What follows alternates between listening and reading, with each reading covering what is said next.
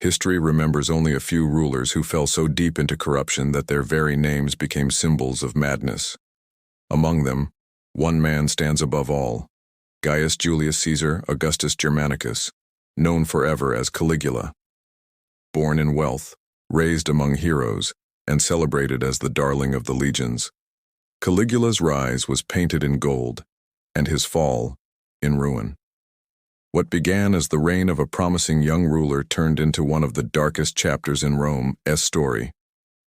But behind the cruelty and the chaos lies something deeper: the slow transformation of a man who came to believe he was a god. Caligula was born in 12 AD, the son of Germanicus, Rome's most beloved general, and Agrippina the Elder, granddaughter of Emperor Augustus. As a boy, he joined his father on military campaigns. Soldiers adored him, calling him Caligula, or Little Boots, for the tiny soldier's uniform he wore. He grew up surrounded by loyalty and adoration. But beneath that comfort, Rome's politics brewed danger. When his father died suddenly, some said by poison, his family fell victim to the ruthless purges of Emperor Tiberius. Caligula watched his mother sent into exile. His brothers were executed or starved. His family name became a whisper people feared to speak aloud. From childhood, he learned one lesson: in Rome, mercy was weakness, and power was survival. When Tiberius summoned Caligula to his island palace on Capri, the young man entered a world of paranoia and secrecy. Capri was no paradise, it was a maze of fear and distrust. There, Caligula learned to hide his thoughts behind a perfect smile. He watched, listened, and survived, enduring the old emperor's suspicions for years. Then, in 37 AD, Tiberius died.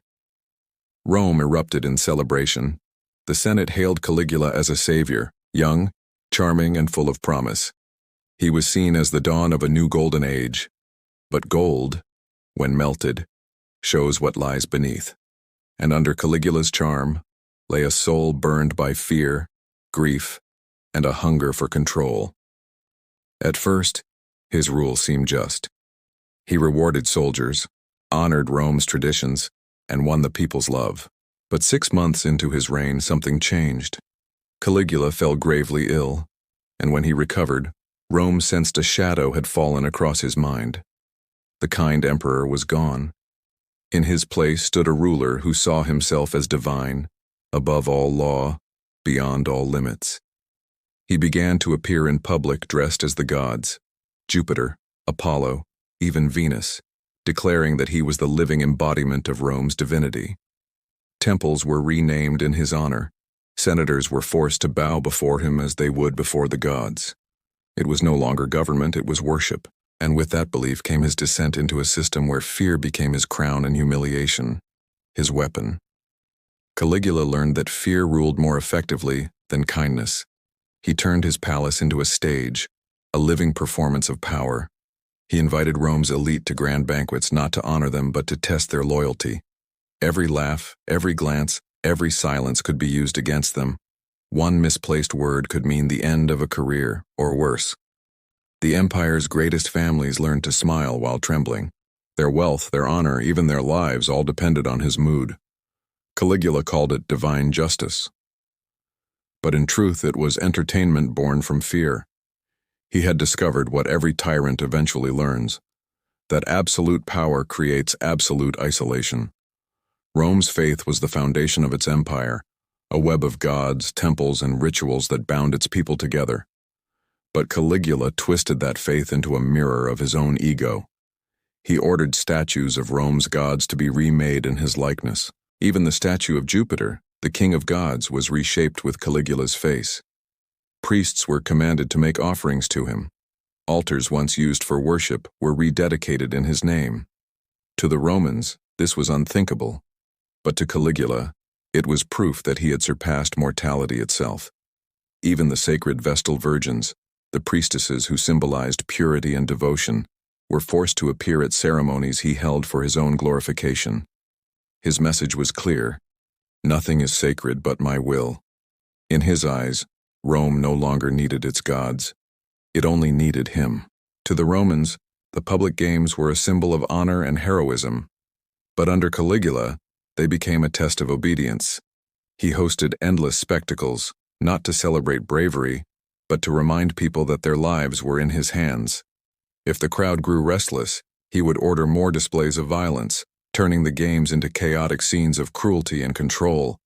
He laughed as the crowd gasped and cheered, calling it the laughter of the gods. Yet behind this twisted amusement was a deeper purpose. Caligula wanted to see if Rome would still applaud, even as he destroyed everything it once held sacred. And it did. Fear silenced the Senate. The citizens cheered, afraid to stop. Rome had become an empire of spectators, watching, obeying, pretending not to see the darkness spreading before their eyes. Over time, Caligula's obsession with luxury became the reflection of his instability. He transformed sections of the imperial palace into what he called the House of Joy. It was a glittering maze of music, feasts, and endless indulgence. But beneath the surface it was a golden cage, a place where nobles were watched, tested, and controlled. Caligula blurred every boundary between private and public life. He demanded loyalty not through respect, but through humiliation.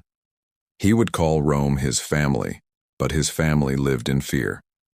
Even his sisters, once closest to him, were eventually accused of treason. Some were exiled, others vanished entirely. His paranoia consumed him. He trusted no one, cared for no one, and lived surrounded by whispers he could never silence. The man who wanted to be a god had become a prisoner of his own delusions. In his final years, Caligula's mind seemed lost in visions of divinity. He began to see himself not only as emperor of Rome, but as ruler of the world and even the heavens. He ordered bridges to be built over the sea so he could ride across them like Neptune, the god of oceans. He commanded his legions to march to the shores of Gaul, line up before the waves, and collect seashells, claiming them as trophies from his victory over the sea. To the soldiers, it was madness. To Caligula, it was divine triumph. He demanded the moon appear before him and spoke of ruling the stars. But behind these delusions was something painfully human, a terror of death. Caligula had watched it since childhood, the loss of his parents, his brothers, his friends. And now, as emperor, he believed he could outlive it by becoming something more than human. He was wrong. By 40 AD, Rome had grown weary of fear. The Senate despised him.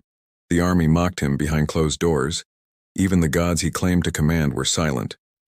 In January 41st AD, during a festival, Caligula left the theater surrounded by guards. Among them were those he trusted most, and they turned on him. It was swift and silent.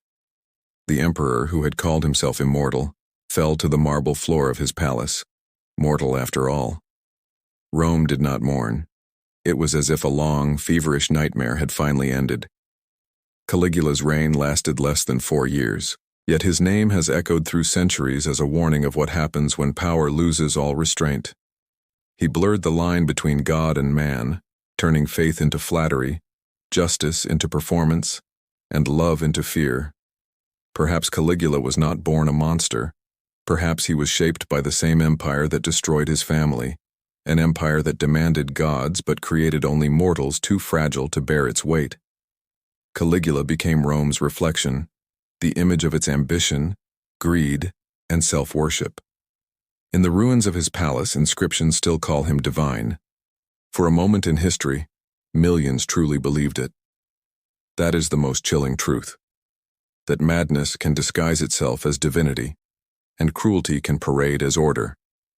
Caligula's story is not just about one emperor's fall. It is about the danger that lives inside every empire, the moment when authority forgets its humanity, when worship becomes obedience, when obedience becomes fear, and when fear becomes law. His name remains a warning carved into the stone of history. No empire, no god, and no man can escape the corruption born from the illusion of absolute power. Thanks for watching.